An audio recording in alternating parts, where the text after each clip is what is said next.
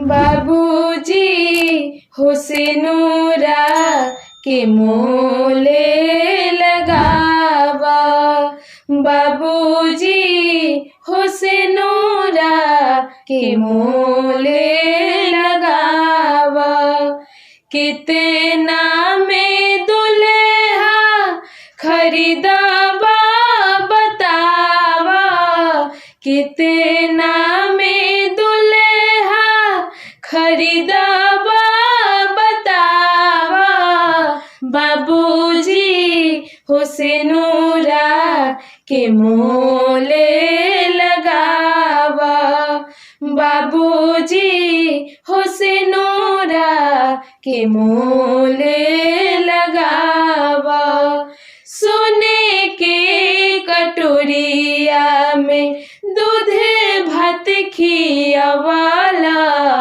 पाली पोसी हमके पढ़ावला लिखवाला।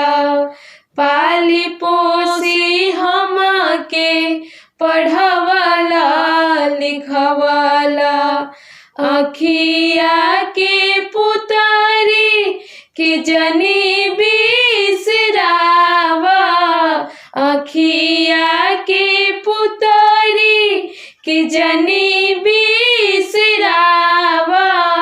बाबूजी हुस्नूरा के मोले लगावा। बाबूजी हुस्नूरा के मोले लगावा। तोहरा भवनावा के हई हम चनावा। हमरा के जनी भेज दूसरा अंगनावा। हमरा के जनी भेज दूसरा अंगनावा।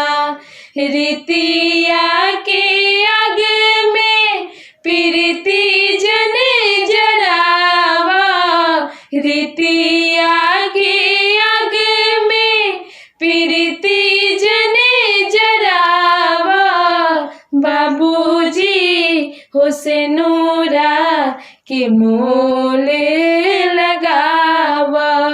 बाबूजी हुस्नूरा के मोले